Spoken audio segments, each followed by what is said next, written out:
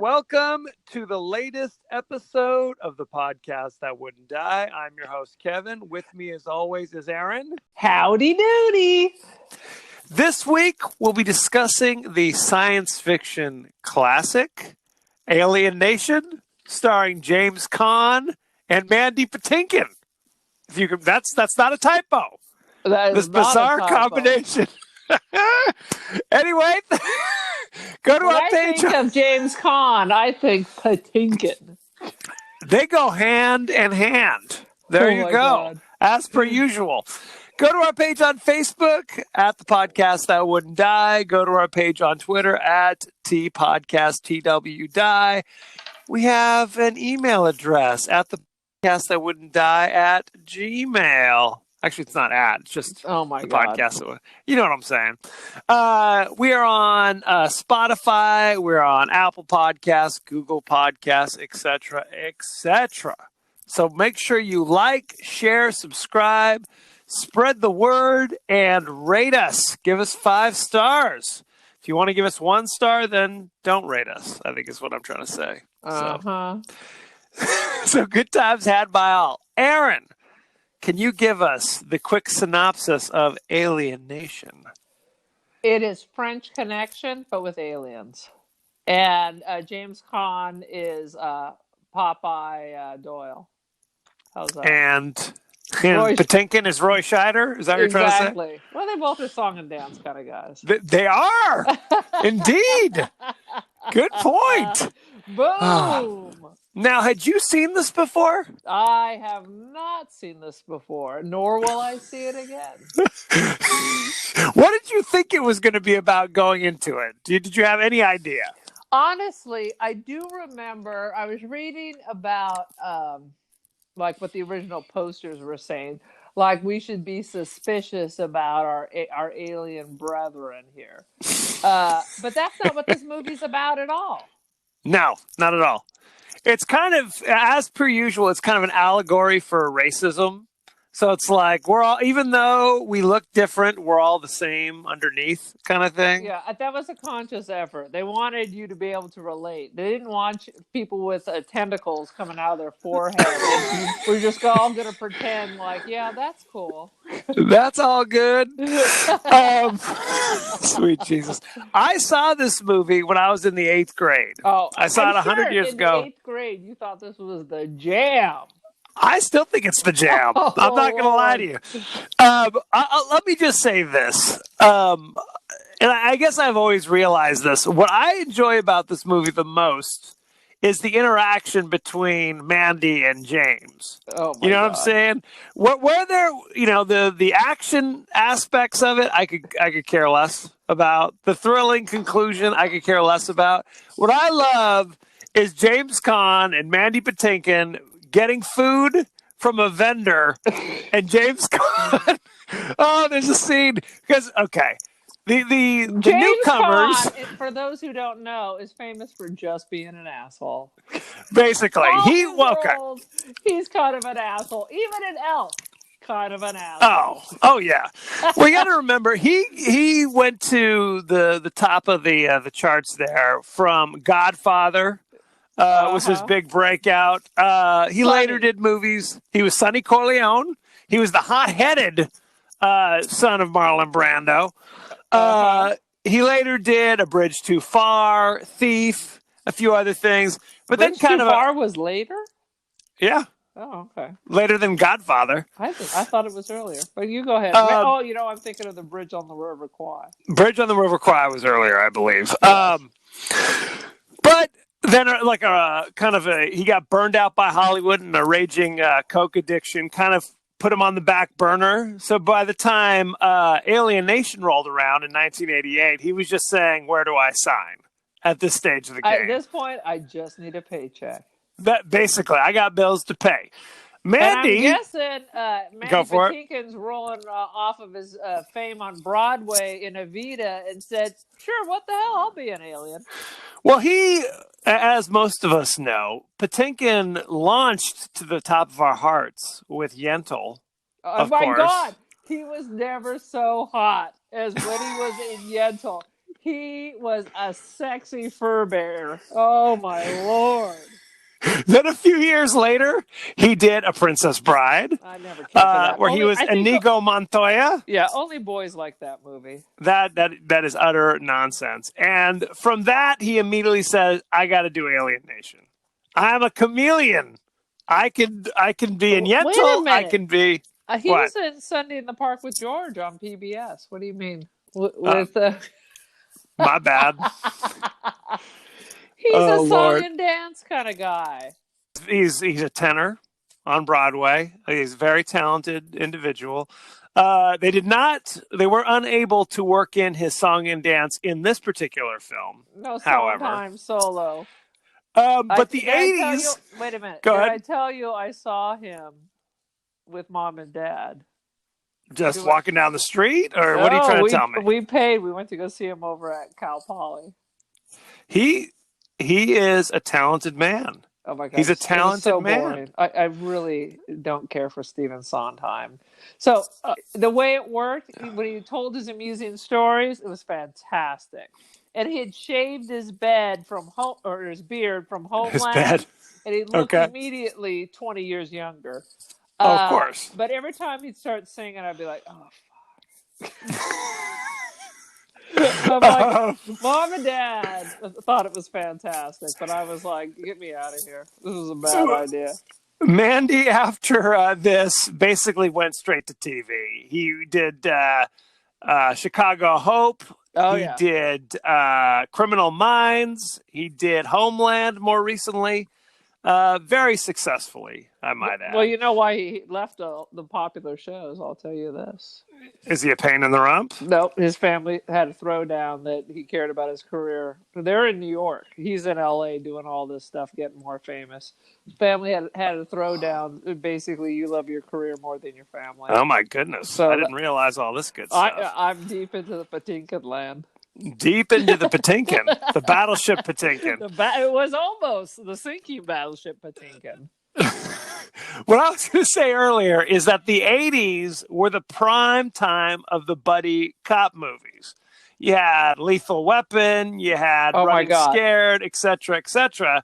But it got harder. And someone's about to retire or something. Yep. And I'm too old for this shit. Yeah. I'm too old for this shit. And the black dude always gets killed.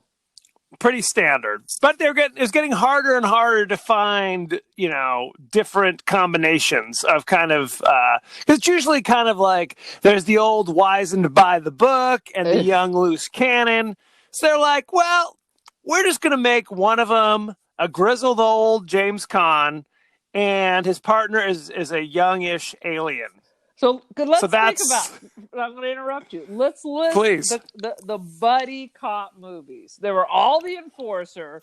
Well, Dirty Harry is losing a partner every movie. Every movie. And in those cases, he's the wild card, and obviously they just need cannon fodder. So they keep signing them up with poor rookies. Poor old Tyne Daly. She gets shot down. Poor Tyne Daly. Yep. You better believe it. And then there was the Mel Gibson. Lethal Weapon. Yeah, a classic. Always a classic. Then there's Turner and Hooch. Exactly. You got Burt Reynolds in Cop and a Half. Oh, if you remember that. I did not see that. One of my favorite buddy cop movies is Running Scared, with the macho combination of Billy Crystal and Gregory Hines. So check that one out if you have not. Oh, Lord. This movie, I mean, ostensibly it's science fiction, but it's really kind of a buddy cop thing where there's a case they're trying to solve. Drama. It's not a science fiction. Right. It's science fiction since there's aliens. There's aliens. I think it's a cop show that just happens to have aliens. That's correct. I think that's probably the best way to put it. Right. They basically start out with, it's the future, 1991. The aliens have landed. And what they discover is that a ship from some far-off planet, ran aground. I'm not sure how that works. And with a quarter of a million people. A quarter of a million aliens who all look vaguely humanoid except they have potato heads. Potato heads, this yes. freakishly weird rib cage, and apparently the long and schlongen. I don't remember that scene. Oh my God! You don't remember going through the personal affects and the dude finds the condom, and he's like, "That is true." Fits? He's like, "Still it fits," and still it fits. that is true. Now that you mentioned the one bit of comedy. Bum, bum, bum, bum. I'm going to say it again. When those two are just kind of talking to each other, I was laughing. I laughed and laughed and laughed. Okay, so the opening scene. And by talking, it's Mandy Patinkin talking in the most polite way while crazy old James Caan is coming off a cocaine toot and he just screams the entire movie. This is basically, they said, just play yourselves. So you've got crazy James Caan shouting crazy. He's an LA cop with a thick Brooklyn accent. And then you got born and raised in the Valley. Born and raised in the Valley. And then you've got sweet, sensitive Patinkin as the alien, essentially. So I thought the opening scene where it's James Caan and his partner, and they're just driving through town, kind of talking about what's going on with them, really kind of sets the tone of what's going on. Because these aliens have these bizarre things going on with them. Like, they get drunk from sour milk.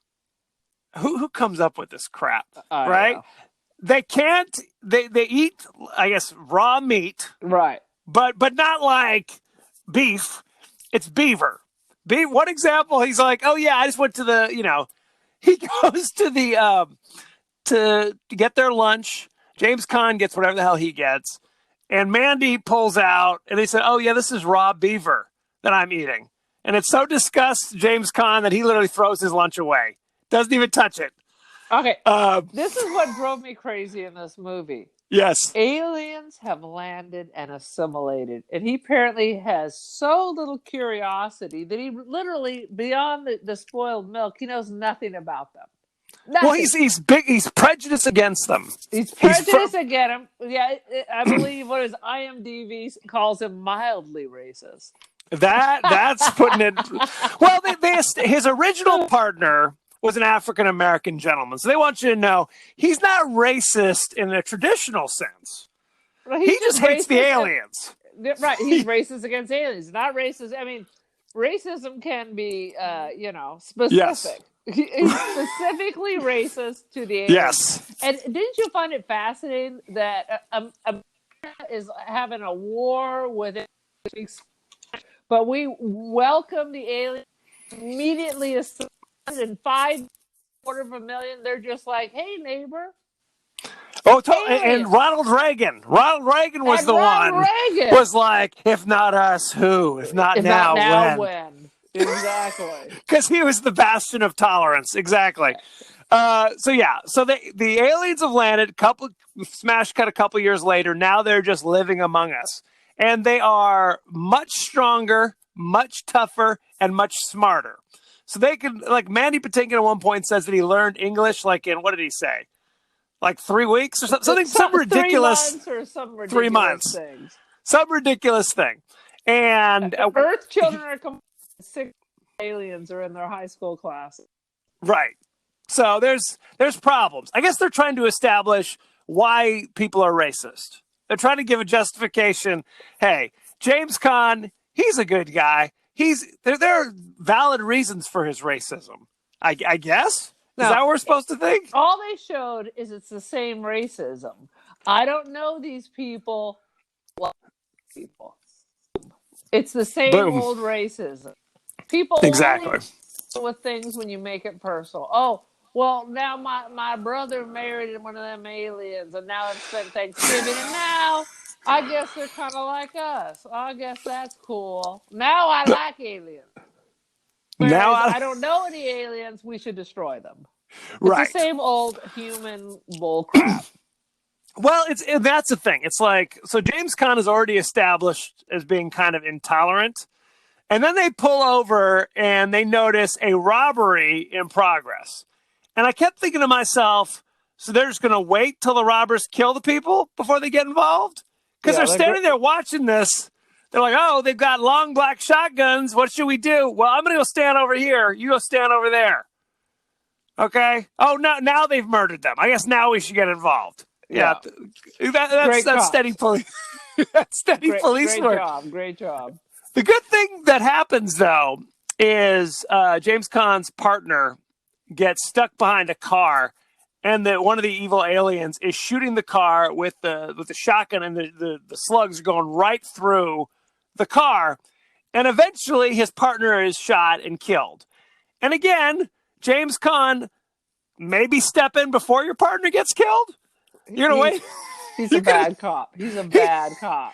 They just don't. They're hesitant to get involved. Is really what it comes down to. So they're hesitant to do their jobs. Clearly. So his partner's murdered. So now it's like, now I've got another reason to hate the aliens. So it's okay. Now we're all on board with your racism, evidently, because two crazy armed robber aliens shot up the liquor store and murdered your partner. Okay, we got it. Coincidentally, they have now promoted an alien up to the rank of detective after only being on the force for a year. It's some kind of weird affirmative action. It's a weird affirmative action, but I think it was also kind of like, because they're so smart and they can adapt and do all these things, that there is some, merit to it as well. Especially compared to like the burnout freaks that are working in the homicide squad at that point, basically. Right. So because they've established that, no human person can speak the newcomer language, James Caan says, I'm going to become this newcomer's partner because we can go into the newcomer community and he'll be able to communicate with them and I'll be able to get to the bottom of my partner's murder. But not out of all. If people are like, it's some kind of altruism. He's like, no, I hate you. Right. You're just going to help me solve this crime. From Jump Street, he lets him know we're not partners. We're not going to go on long moonlight walks on the beach. So I got so many cliches. Oh Lord. So his partner, sweet Jesus, Mandy Patinkin is now his partner, and his name is Detective Francisco. And then he reveals, well, my first name is Samuel. Sam Francisco, which pisses off old James Caan, who says, I'm not going to introduce you as San Francisco. I'm going to call you George. Is that okay? You're George now. And he's like, oh, okay, whatever. My real name is Stange Sorenza. Did you look that up? Hey, I've seen this movie 1,000 times. I know I can basically speak the newcomer language at this stage of the game. Sweet Lord. And then so they're getting in the car and it's established, he's very conscientious. He's went and bought donuts for James Caan. Matthew Sykes is his kid. Sergeant Sykes, I guess. Right. I've got your cigarettes here. I've got your newspaper here. I've even got a car deodorizer because your car is gonna reek. But it's basically it established that Patinkin is by the book, and Matthew Sykes is a loose cannon, old crotchety cop. Yeah, renegade cop. Every stereotype you can imagine. It's the same old stuff, but it is glorious. It is glorious.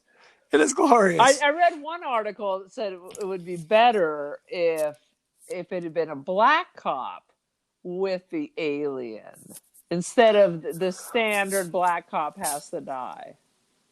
Oh, I see what you're saying. You see what I'm saying? And then that dynamic might have been a little bit more interesting. So what's the black cop? Is he gonna be racist? Is against the aliens, or is he gonna relate to kind of like the prejudice and persecution and all that?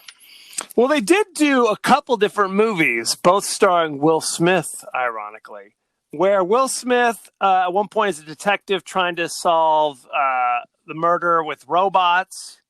So it's like, and he's iRobot. Was a science fiction movie I have an where iRobot. It just swept my floor the other day. the Roomba. Yes. So he's prejudiced against the crazy robots. But there's also a Netflix movie called Bright, if I'm remembering it correctly, where he is a cop and his partner's an orc. Like from Lord of the Rings. From Lord of the Rings. Yes. I'm like Mork from Mork. Yes, from Mork from Mork. It was exactly correct. The ghost of Robin Williams. And I read that they keep saying they're still remaking Alien Nation. Well, the success, we were going to save some of this for the behind the scenes, but I'm just going to jump right in. The success, quote unquote, of the movie spawned a short-lived TV series. Yes. Which did not star James Caan or Mandy Patinkin. Very sad. It lasted one season on Fox. But because that was, kind of a cult favorite, they actually did 3 or 4 Alien Nation-like television movies in the mid-90s. So, there you go. Good times. No, but I'm telling you, I've been reading that Hollywood is redoing this. I started reading about it in 2016, still reading about it in 2018, 2019, still talking about it. We may be talking about it for a while at this rate. I mean, it could work. You just have to have a good story. I'm going to say again. It can't the reason be a I whole like show this about how wacky the aliens are. I like James Caan and I like Mandy Patinkin. If they're not involved, I'm out. I'm out. Oh my God! Look how old James Caan was at Elf. Are you gonna bring him out on oxygen and on a gurney? Hey, look how old he looked in Alien Nation. That's all I'm going to say on the subject. Oh, sweet Lord. So the aliens, Mandy Patinkin is going around, and because they're supposed to be big, strong aliens, he's wearing this crazy padded suit that really kind of is supposed to emphasize that he's big, broad-shouldered, broad-chested kind of guy. Right. And he wears the sunglasses like cops will do, but the problem is he doesn't have ears. He just has holes. So it's just the glasses are just kind of pressed up against his temple, I guess. I don't know how they do it. It's all very strange. Do you think science would have come up with something? Sunglasses for aliens? Why not? Why not? Seriously. Did you notice when the cops were driving around at the beginning of the movie, there was a movie poster for Rambo 6? Yes. They thought that was a joke. That's what I'm saying. Well, and that was the thing, is this was kind of the tail end. Because you got to remember, Rambo was basically dead and buried by 85. And then it didn't come back until 25 years later. It resurrected. Oh, very sad. Very sad. You're telling me. I'm not even sure I ever saw a Rambo. Nighthawks. Oh no, I did see I was going to say Nighthawks was the last Stallone movie, but I was incorrect because I did see Judge Dredd and The Expendables. Those are not good movies. No, The Expendables is dynamite. You're out of your damn mind. Judge Dredd, not so much. Not so much. So when they established that his name was Samuel Francisco, they also revealed that evidently Sykes' last name means shithead in the alien language. Yeah. So I was laughing at him. Right. So he's constantly being introduced. I'm Sergeant Sykes. People would laugh. Shithead. Which only adds to his racist fury. It does indeed. So they're starting to figure out that there's a series of murders of these newcomers that they have to get to the bottom of. Like the murder of his partner was somehow connected with these other murders. Right. And they go and meet this kind of pillar of the community newcomer. Again, haven't been around that long to be a pillar of the community, but okay. Played by Terrence Stamp. Love Terrence Stamp. Terrence Stamp. With a British accent. Again, an alien who landed in Los Angeles. I mean, did they fly him out to England to learn English there? But who's to say? Why is he affecting a British accent? Terrence Stamp is British. I thought he was Australian. I don't think so. You may be right. It's just because he was in Priscilla. Priscilla, Queen of the Desert. Also, General Zod, of course. Also, for God's sakes. Slimy is slimy. That is true. He is all over the place. He's another one that says, where do I sign? Basically. Movie about aliens, I'm in. Terrence Stamp, man. He's a good baddie. And so he was delightful in Priscilla. I loved him in Priscilla. I'm sure he was very delightful. Wait, freeze. I have seen Priscilla, Queen of the Desert with Guy Pearce and Hugo Weaving. Thank you. Thank you. Moving on. This ain't the Priscilla, Queen of the Desert podcast, for God's sakes. I thought you were doing some kind of deniability. I'm like, I know you've seen this movie. Everybody saw that frickin' movie. So they meet Harcourt, which is Terrence Stamp, and he's talking about, oh yes, I've met these people, but only briefly. Let me introduce you to my administrative assistant, Rudyard Kipling. It's all crazy Ellis Island stuff where everybody got their name changed. We get it, blah. Right.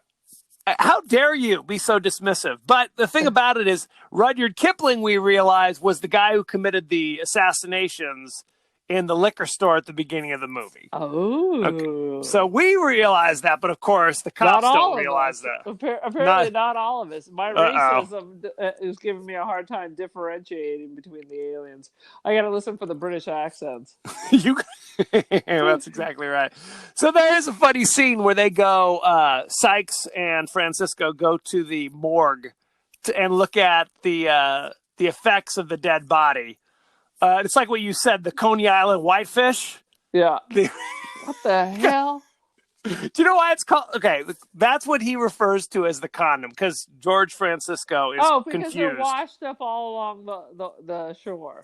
That's exactly right. The waters off Coney Island is so gross and polluted that the condoms wash on shore all the time. So Coney Island whitefish. That's so lovely. That is so terrible. But it's about this time that George seems to notice something unusual about the newcomer body that James Caan had shot during the holdup earlier in the movie. And James Caan essentially had to shoot him like 15 times to kill him. Right. They say that's because the newcomers have two hearts. Right. And if you only hit one, that's not good enough. But it's also because we saw the alien took the drug. Basically. And that's kind of the reveal. Essentially what's happening is this newcomer, Harcourt, Terrence Stamp, got together with a bunch of guys, a bunch of other newcomers to create this drug that the newcomers were all hooked on. You see, the newcomers were basically genetically engineered slave labor on whatever planet they were on. Yeah, it's easy to get this confused with Blade Runner. It's so similar. It is very similar. And as a reward for, I guess, doing good mining work, the people who were in charge would give them small amounts of this drug called Javloka. Are they speaking Vulcan or no? What am I saying? Klingon. Klingon. That's what I meant. What? Well, the Klingon, the newcomer language is so crazy because you'd have the actor or whatever say whatever, Stungia Sora and Sa, but then they'd kind of put in some pops and bubbles like while they're like they're the Bushmen from the Kalahari. It's basically what was happening. Very upsetting. So after the Harcourt, stop you. Jump in, please. We're in the morgue, right? You're talking about being in the morgue. I'm jumping all over the place, so jump on in. Go for it. So in the morgue, Mandy Patinkin's talking to kind of the orderly that's in there where the autopsy's going on, and they're speaking their special magic language. But I read there was two versions of this movie. Yes. One version subtitled all the Klingon language, while my version did not. So apparently the conversation that we are not aware of is Mandy Patinkin talking to the dude saying, this looks like the effects of the drug. Yes, that's correct. Yeah, you're absolutely right, though. I've seen this movie so many times where it's always subtitled. or the aliens when they speak is subtitled, but the version I watched last night for some bizarre reason, I was literally like messing with the settings on the TV. I'm like, why is this not coming through? I selected Klingon. Why isn't it popping up? For reals? Because I mean, in all honesty, I always watch these movies with the subtitles on because I feel like you miss stuff sometimes. God. Are you that old now? Are you like mom now? And I'm an old man. It's part of the problem. Crazy accents confuse me. Right. So you're absolutely right. They're the two. Yeah, apparently when you pay $3.99, then they remove that. They start removing the stuff. George was talking to the newcomer orderly, and it was something along the lines of, "This looks like the miner's disease," or something like that. Do a blood test and check it out. Keep it between us. Is basically what he says. Something along those lines. So James Caan has watched this conversation. Was like, what's going on? Oh, nothing. What? What are you guys talking about? Nothing. nothing. So, and later in the movie, when Terrence Stamp is talking to Rudyard Kipling said in the alien language says, "Hey, he was the guy who killed my partner that night that we murdered the liquor store guy. He doesn't recognize me, but that was him." And then Terrence Stamp says, like, "Take care of it," or something along those lines. Right. So over the course of the movie, Sykes and Francisco start warming to each other. Sykes pulls up, in front and picks up Francisco at his house, and he sees them, kissing his wife and playing with his son. And he goes, "Oh, he's a normal person, even though he's an alien. He's just like me, even though I'm a burnout divorcee who lives in a crack den." What, do you think you're better than me? He definitely dropped you. You think you're better than me? Because they established, oh Lord, that he lives in basically squalor. Sykes, James Caan, where they don't explain why he's in squalor. Well, they said he is in squalor. Right. He's divorced. His adult daughter's getting married, but his wife is remarried, so it's not an alimony thing. His daughter's an adult. Yes. Is it the Garunk? Is he taking the drug too? Or the Jabluka? The Jabluka. Well, what's interesting, I don't know how interesting it is, but I noticed it for the first time. When he first comes home alone after his partner's been murdered at the beginning of the movie, he's listening to the message from his daughter saying, "You have to come to my wedding, bop, bop, bop." Yeah, he doesn't want to go to the wedding because his wife's paying for it and it's going to be lavish. Right. He says... That seems like a good reason. He says, "Hey, if it's where I could afford it, we would be having beans in a bowling alley." That's the only way I'm coming. If it's beans in a bowling alley, or if you think you're better than me. You think you're better than me. Wedding in a church? So he reaches into the fridge, pulls out the milk, puts the milk on top of the fridge to get to the bottle of Stoli that's in there. And he leaves the milk on top of the fridge for however the hell long, however months long. So then when Mandy Patinkin comes over and they're hanging out drinking, he goes, "Can I drink this milk?" And you see him pour out the old cottage cheese into a glass and drinks. He goes, "That hits the spot." Oh, you want to hear an interesting fact that I learned from watching too much TV? Lay it on me. So the spoiled milk will not make you sick because it's been pasteurized. Well, I mean, if you leave it out and then bugs are crawling in it, if it's sealed. And you leave it out and it goes bad, or you leave it in the fridge and it goes bad. That's true. I would agree with you inject it with feces or something. But if it just goes bad and gets cottage cheesy, it will not make you sick because there are no buggies in there that are going to. It might make you throw up, but it will not make you ill. It might make you throw up, but it will not send you to that. Oh Lord. So, oh God. So at this point, we've seen Mandy Patinkin eating raw beaver in a styrofoam container, and now pornographic. I gotta say it because I'm like a 12-year-old. He's just eating beaver right there on the street corner, La Cienega. Oh Lord. And then later, slugging like rotten milk. So it's the full Patinkin. The full Patinkin, as you can see. Oh, God. They try to assassinate James Caan by wiring a bomb to his car, but Mandy Patinkin got drunk from spoiled milk and passed out in the back seat and popped up just in time to save the day, evidently. But now they know they're getting close. Question. When are you assassinated and when are you murdered? I think they're just synonyms, right? Are they really? I mean, if I think you're assassinated if there's an assassin involved, right? What's the difference between an assassin and a murderer?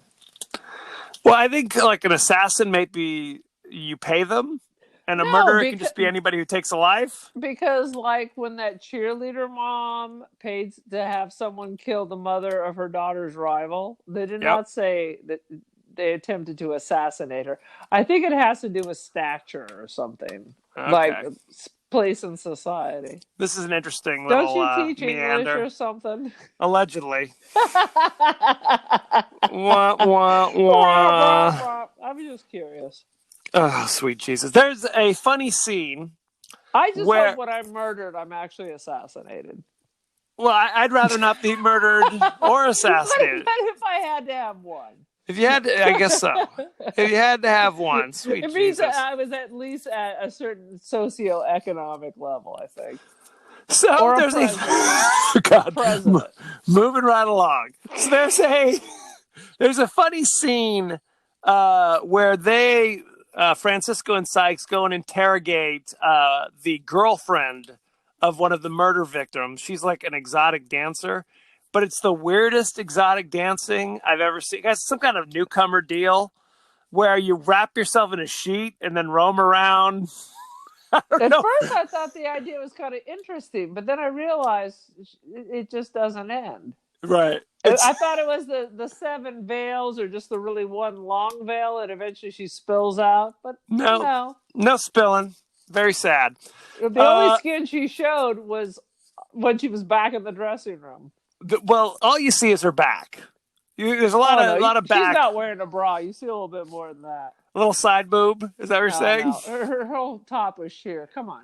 Okay, maybe I need to rewatch it. You need to rewatch it. In slow-mo. Anywho, but there's a scene where she's an alien, she tries to throw a move at crusty old James Caan for some reason. Oh my God, this is one of the most horrifying scenes I've ever saw. Go ahead. Oh yeah. She was throwing the goods at him because he said he'd never been with an alien before, to the point where he's like, there's a lot of things I haven't done. I gotta say it's not real high on my list. He's like, no offense, I'm a bigot. I said, oh, okay, good. And you actually, again, I had this on subtitles, and at one point it says zip.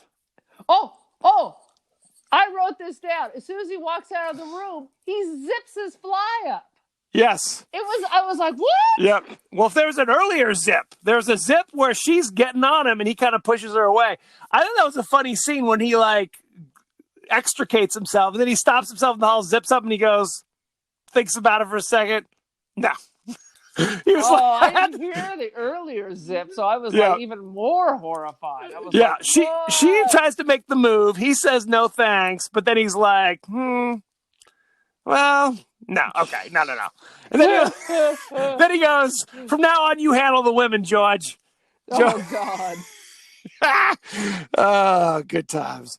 So, I don't understand the whole point of him setting George off. Was he trying to make time? That was a weird moment. You would think that they are going to better relate to George. Isn't that the whole point of bringing George along? Because he's constantly trying to push George out of the way and not allowing George to do his job. This is true. So eventually, Sykes realized that George knows something about what's going on, and he forces George to tell him about this drug that has now appeared. And George is horrified because he feels like if humans figure out what we're capable of, it could affect our entire existence on this planet. That's right. Basically. Obviously, he's seen some of the X-Men movies, so he knows. He knows. Americans are scared. You're scary. We're gonna kill you. He's been hanging out with James Caan the entire. That's all you need to see. That's America right there. That's all I need Trump to know. 2020 right there. Basically. So now they're like, okay, so we have to get to the bottom of this. They find out, the drug deal's going down. They bust in. But here's the problem. This drug, Jabluka, which I'm going to keep calling it Jabluka. It's as far as people in the know, like law enforcement is aware, this is not a drug. This is not, might as well be detergent or grape jelly. So this is a problem because, you can't get them on drug trafficking if it's not a drug that anybody's aware of, essentially. So, but they're like, but good thing we do have you on murdering a bunch of people. So we'll just have to get you on that. Terrence Stamp, Mr. Drug Lord, he could have been the kingpin, but they're sloppy as F. Yes, they are. Well, basically, okay, there's an earlier scene where Terrence Stamp is trying to coerce this guy to working with him, this newcomer. Yeah. And when he refuses to do it, we discover one of the newcomer's big weaknesses is that salt water is like battery acid to these aliens for some reason. It just bubbles them and melts them. We don't know why. No one knows why. Does that mean they don't put salt on their food? Is it all salt? Can they not be with a salty spray? Can they saltines? Can they eat that, or do they melt like a slug? It's really not explained. So we add this to the list of the weaknesses. But again, James Caan and Patinkin, they're starting to kind of cozy up. At one point, other racist police officers mock poor George by painting a star on the side of their car with the words ETPD. Oh, yeah. And James Caan gets pissed off. LAPD is the same even in the future, just racist? Is that the plan? I think that's what they're trying to say. That's what they're trying to say. There you have it. We're cool with the blacks now, because now we can all focus our mutual hatred on the aliens. But that's the thing. It's like more than one LAPD police officer in this movie is shown as being devout racist, and not just James Caan. So it's very sad. It's just mainstream now. It's just mainstream. So then there's the car chase that occurs where George and Matt are chasing Rudyard Kipling and Terrence Stamp. They get into a car chase. James Caan is about to arrest Terrence Stamp, but he Harcourt pours the Jabluka all over his face, essentially, and drops dead from an OD. Right? Yeah. Or so he's. But that's the question it's like, if you see somebody ODing in front of you, do you call the paramedics or you just look at him and be like, oh, well, I guess he's dead. Good day. Good day. Oh, yeah. But it reminded me of Charlton Heston and the Omega Man, where it's kind of like, meh. Yeah. So he's not too concerned about it. Yeah. But what we also realize, George announces that if you OD from Jabluka, you do not die. You instead go into a metamorphosis where you become, I don't know, like the Hulk or something. Hulk, like a pale Hulk. You become an albino Hulk, essentially. It's like you become a huge muscle-bound monster with claws and things like that. So when they're hauling the body off to the morgue, the dude wakes up, kills the morgue or the ambulance drivers, whatever, and is running around the alleys and back roads like a freak. James Caan shoots him with his super handgun and doesn't do zippity doo dah. They start fighting on a boat. At which point, this is the James most Caan... ridiculous thing, because Mandy Patinkin earlier, just looking at the water, had to get out of the car and breathe because he's so terrified that he wouldn't even come down to the shore to see the body. That is correct. But this dude on his crack cocaine is jumping on boats, flying through the air, getting in a dinghy. Ridiculous. So He's got James the Caan roid tackles rage or him. something. Well, they basically said Jabba Ka is essentially PCP, where it makes you aggressive and crazy and not feel pain, essentially. Yikes. So he tackles him into the ocean water, where he's melting, but it's taking a lot longer because he's all hulked out. Patinkin jumps in a police helicopter, and they just watch for a while.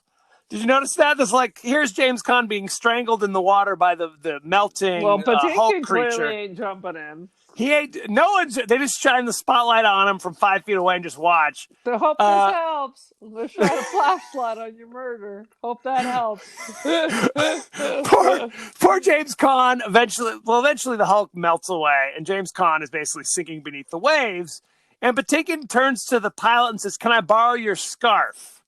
I'm going to wrap my hand in the scarf made of wool, I guess, because wool, as we know, is waterproof. Of course. Dips his hand into the seawater, and it's melting his hand, but he's able to pull James Caan out of the water.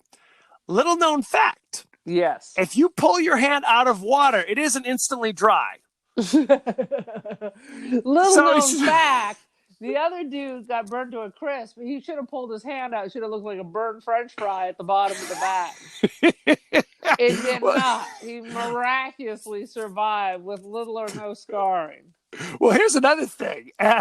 Since we're getting deep on this, if you are hanging on to... while his hand is in the water. Yes. He is... Okay, so the helicopter is a foot above the water, right? Yes. The propellers would be spraying the acid water up on poor Mandy Patinkin. He would have been cooking before he ever put his hand in the water, frankly. And not to mention now the scarf is soaked full of seawater. So now it's just, then again, he's holding, oh God, he pulls soaking, sopping wet James Caan out of the water, who again, as far as he's concerned, a half a foot right under the water, just sitting there, just floating there. So he's now snuggling up with James Caan, who again is dipped in acid, as far as he's concerned. Doesn't seem to bother him anymore. So now it's, oh God. So now it's smash cut to, it's the wedding. His daughter's getting married. For some reason, George is invited to the wedding. His hand's all bandaged up. And he's still trying to help Sykes tie his tie with his one mangled hand. Oh. Not a good scene. And then there's a bizarre... Was his daughter Deborah Winger? Daughter was not Deborah Winger. It was Deborah Winger's half illegitimate twin, Susie Winger, Kip Winger. I don't remember. But then, so suddenly, as he's about to walk his daughter down the aisle, then a bizarre voiceover kicks in. Well, my daughter got married, and I got a new partner. Not too bad, except when he's got rotten milk on his breath, and then cuts right to the credits. Why is there suddenly a voiceover? There's been no voiceover in any other part of this movie. And it was his partner. Did they need to stretch? Oh, sweet Jesus, help me. That made really no sense whatsoever. Again, I will go to the mat for Alien Nation. It is one of my underrated, forgotten classics because, again, I'll tell you what, the third act is not particularly good because it doesn't have any of the fun kind of interactions between them anymore. It's just kind of bizarro car chases and then shootouts with the Hulk, essentially. But the interactions with James Caan and Mandy Patinkin, I think, are classics. I think they are classics. You're reliving it's as classic as HR Puffin stuff. Now try to show that to kids today.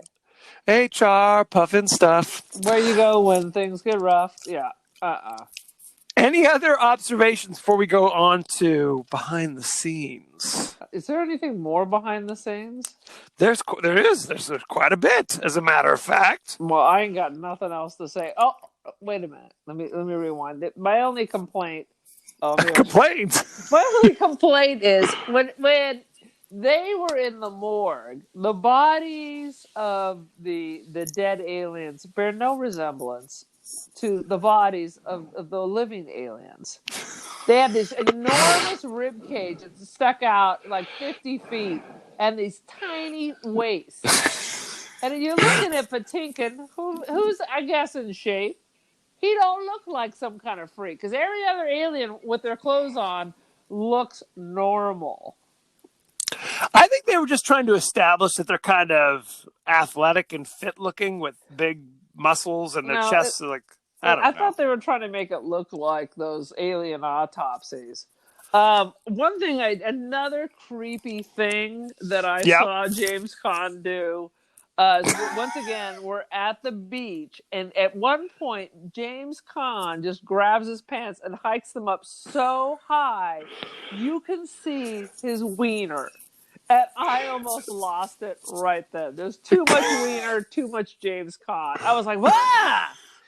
And there's a giant, white mark on his jeans at that exact same spot. I understand we like the faded jeans and everything, but that was just a little too creepy.